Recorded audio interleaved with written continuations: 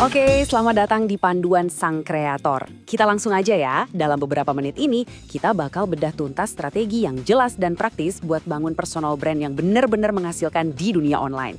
Yuk kita mulai. Pernah nggak sih kamu bertanya-tanya, kamu lagi scroll, terus tiba-tiba di halaman Explore atau FYP muncul orang yang kayaknya random banget, tapi kontennya meledak. Ini bukan hoki-hokian loh, ada sebuah pergeseran besar yang lagi terjadi di belakang layar media sosial. Yap, ini dia intinya. Aturan main yang dulu kita tahu, cara-cara lama buat jadi viral, udah nggak berlaku lagi. Lupakan aja.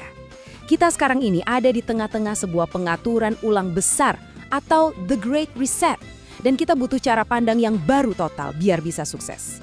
Oke, kita masuk ke bagian pertama, riset media sosial. Mari kita bedah lebih dalam, kenapa sih strategi-strategi lama itu sekarang udah nggak mempan lagi? Nah, ini dia nih 3 perubahan utamanya. Pertama, algoritma sekarang lebih pintar. Dia nggak peduli kamu akun besar atau kecil, selama kontenmu menarik, dia bakal dorong itu ke halaman discovery. Kedua, brand-brand gede sadar. Orang itu lebih percaya sama orang, bukan sama logo. Makanya mereka mulai membangun figur personal di balik brand mereka. Dan yang terakhir, cara cari uangnya juga berubah. Sekarang lebih direct, lewat komisi afiliasi atau jualan produk digitalmu sendiri.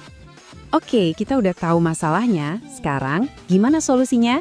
Kita masuk ke bagian kedua, menemukan niche unik kamu. Dan ini kuncinya, rahasianya itu ada di diri kamu sendiri. Nah, ini tujuan akhir kita semua. Jadi seorang kreator one of one. Maksudnya apa? Kamu itu jadi orang yang nggak bisa digantiin, nggak bisa ditiru. Kenapa? Karena niche kamu adalah kombinasi super unik dari kepribadianmu, skillmu, dan keahlianmu.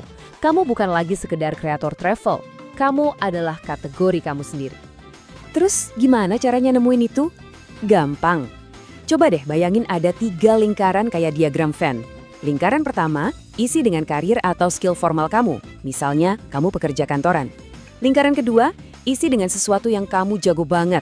Keahlian yang terbukti, misalnya, jago banget pakai Excel. Terus, lingkaran ketiga, ini yang asik. Passion dan hobi kamu, misalnya, kamu suka lari pagi. Nah, irisan dari ketiganya itulah sweet spot kamu yang gak ada duanya.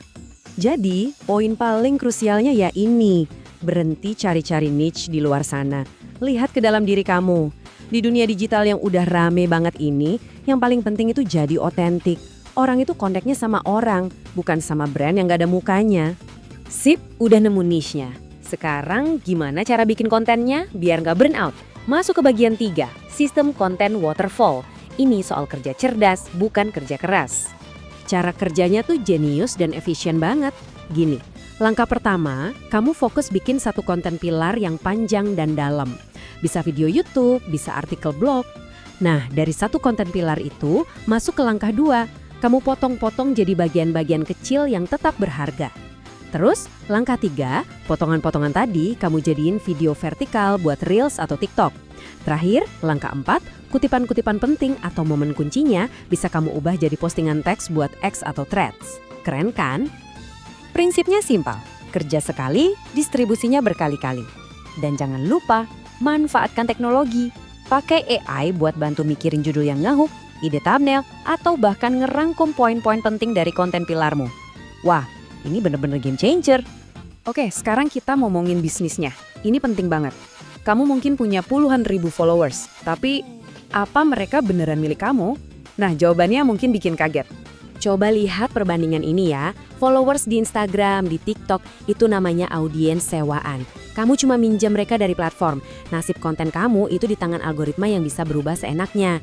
Nah, beda banget sama audiens milik sendiri. Contohnya, daftar email atau kontak WhatsApp. Di sini kamu punya kontrol 100%. Kamu bisa hubungi mereka kapan aja tanpa ada perantara. Inilah aset bisnis kamu yang sebenarnya bukan cuma angka follower. Lanjut, kita masuk ke bagian yang ditunggu-tunggu, rencana monetisasi cerdas.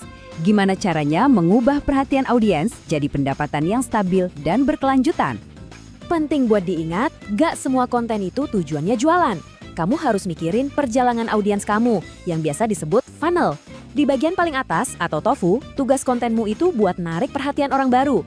Ya, konten-konten yang potensi viral lah. Nah, di bagian tengah, mofu, kamu kasih mereka konten yang mendidik buat bangun kepercayaan. Baru deh di bagian paling bawah, bofu, kamu bisa mulai jualan. Kalau kamu paham ini, cara kamu bikin konten bakal beda total. Nah, buat kamu yang masih kerja kantoran, please jangan buru-buru resign. Ada strategi yang lebih cerdas dan aman, namanya pendekatan barbel. Intinya, ini strategi yang risikonya rendah banget, di mana kamu nggak mempertaruhkan segalanya di satu keranjang. Coba lihat visualnya. Gampangnya gini, pendapatan stabil kamu dari kerjaan kantoran itu ibarat bar yang tinggi. Itu pondasi kamu, aman. Nah, di sisi lain, kamu pelan-pelan bangun pendapatan dari karya kreatifmu yang diwakili bar yang lebih kecil tapi terus tumbuh. Tujuannya adalah memperbesar bantalan finansial kamu, jadi makin aman kan? Jadi setelah kita bahas semua ini, ada satu kesimpulan yang paling penting. Gak ada orang lain di dunia ini yang sama kayak kamu. Kamu itu udah unik dari sananya. Kamu itu udah one of one. Pertanyaannya sekarang bukan lagi gimana caranya, tapi kapan mulainya. Jadi, apa hal pertama yang bakal kamu ciptakan?